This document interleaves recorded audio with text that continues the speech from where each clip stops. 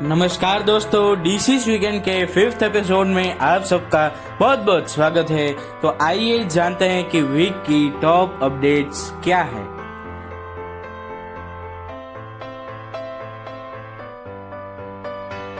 यहाँ पे पहली अपडेट निकल के ये आती है कि हमारे प्रधानमंत्री नरेंद्र मोदी अपनी 2 दिन की विजिट के लिए गुजरात आए हैं। उसमें से ये जो 31 अक्टूबर को यानी कि हमारे इंडिया के सबसे पहले होम मिनिस्टर सरदार वल्लभ भाई पटेल की 145th बर्थडे एनिवर्सरी पर उनके ही स्टैच्यू यानी कि स्टैच्यू ऑफ यूनिटी में प्रधानमंत्री नरेंद्र मोदी जी आए हैं। उसमें आज सुबह यानी कि शनिवार को सुबह उन्होंने परेड देखी और कई अलग अलग जो प्रोजेक्ट्स हैं उसको उद्घाटित किया। उसमें से आज यानी कि शनिवार को केवड़िया कॉलोनी से साबरमती रिवर फ्रंट जो अहमदाबाद है वहां तक जाने वाला सी प्लेन उसका भी उद्घाटन किया। और आज से पहले के दिन यानी कि शुक्रवार को नरेंद्र मोदी जी ने कई प्रोजेक्ट्स को उद्घाटन किया था, जिसमें से आपको कुछ मैं बताता हूँ। जिसमें आरोग्य वन जो 17 एकड़ में फैला हुआ है और उसमें करीब 380 स्पीसीज के 5 लाख प्लांट्स लगाए गए हैं और वो सारे ही ये आरोग्य वन उसके नाम की तरह ही जड़ी बूटी के पेड़ है। इसके साथ Ekta mall, children nutrition park, zoological park, safari park और ऐसी कई अलग अलग प्रोजेक्ट को उन्होंने उद्घाटन किया है। डिस्क्रिप्शन में आप लिंक देख सकते हैं, वहां से ये सारी जो अलग अलग प्रोजेक्ट्स हैं उसको डिटेल में लिखा हुआ है, तो आप वहां पे जाके पढ़ सकते हैं।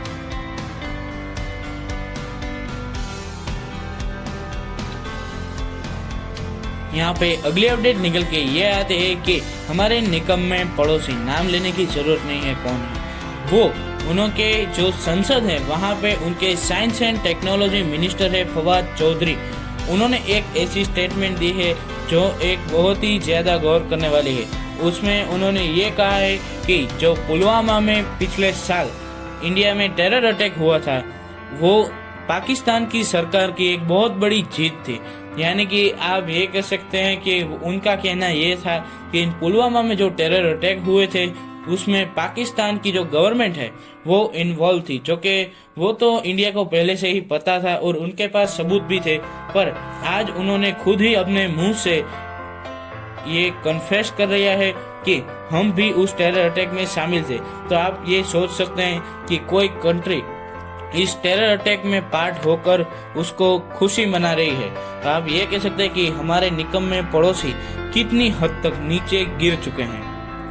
और साथ ही साथ एक और भी एक खबर निकल के आ रही है कि पाकिस्तान में कश्मीर मुद्दे पे जो एक ऑनलाइन मीटिंग हो रही थी जूम के प्लेटफॉर्म में, उसमें ये जो सारे ह्यूमन राइट्स वाले थे और वहाँ पाकिस्तान के कुछ मिनिस्टर्स थे वो जूम मीटिंग लाइव कर रहे थे। उसमें किसी ने एक सॉन्ग प्ले किया, एक ही नारा एक ही नाम, जय श्री राम जय श्री राम, और उसके साथ साथ मैसेज भी किया कि वी आर इंडियंस और वी विल किक यू।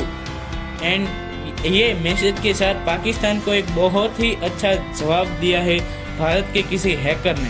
तो अगर कोई हैकर ये देख रहा हो तो प्लीज ऐसे करने के लिए आपको कोई नहीं रोक सकता।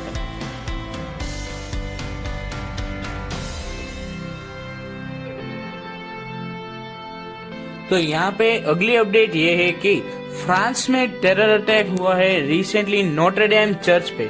तो आप यहाँ पे देख सकते हो कि यहाँ आप मैप में देख सकते हो कि फ्रांस में इस जगह जो नोट्रे डेम चर्च है उसमें टेरर अटैक हुआ है। ये कोई माइग्रेंट नहीं किया, यानी कि वो उस देश का नहीं था, कोई और देश का था। और करीब 3 लोगों को बहुत ही बेरहमी से सिर काट के मार दिया गया है।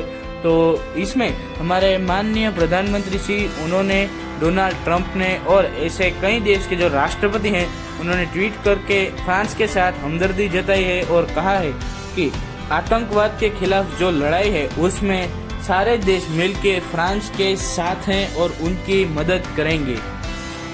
ऐसा फ्रांस में ये जो टेरर अटैक हुए हैं ऐसा पहली बार नहीं हुआ है। इससे पहले यानी कि 2015 से लगातार ये टेररिस्ट के जो सिलसिले हैं वो ये फ्रांस में देखने को मिल ही रही है। और ये जो घटना हुई उससे थोड़े ही दिन पहले यहाँ के एक टीचर है सैमुअल पैटी, उन्होंने अपनी क्लास में जो अर्दोगन है यानी कि जो टर्की के प्रेसिडेंट है अर्दोगन, उसका एक बहुत ही खराब कार्टून दिखाया था।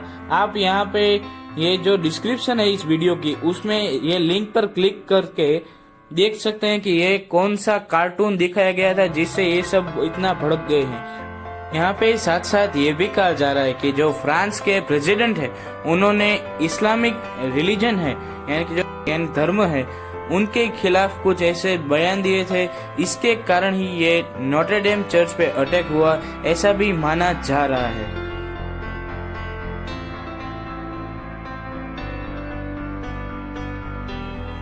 तो दोस्तों यहाँ पे अगली अपडेट निकल के ये आती है कि जो टाटा ग्रुप है वो तमिलनाडु में एक प्लांट स्थापित करने जा रहा है जिसकी कॉस्ट है करीब 5,000 करोड़ रुपए। वहाँ पे वो एप्पल का जो आईफोन आता है उसके कंपोनेंट्स है वो बनाएगा।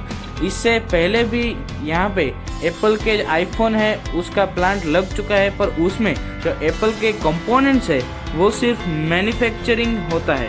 पर अब ये जो टाटा ग्रुप है वो यहाँ पे जो प्लांट स्थापित करने वाला है तमिलनाडु में, उसमें इस पार्ट की मैन्युफैक्चरिंग की जाएगी और जो आईफोन है वो यहाँ पे ही बनेगा।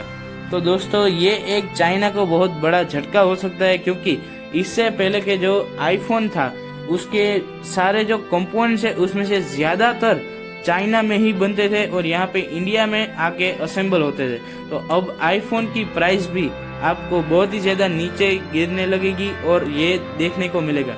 इसके साथ साथ ही भारत का जो मेड इन इंडिया इनिशिएटिव है और उसके साथ साथ आत्मनिर्भर भारत का भी जो इनिशिएटिव है उसको भी और ज्यादा बढ़ावा मिलेगा।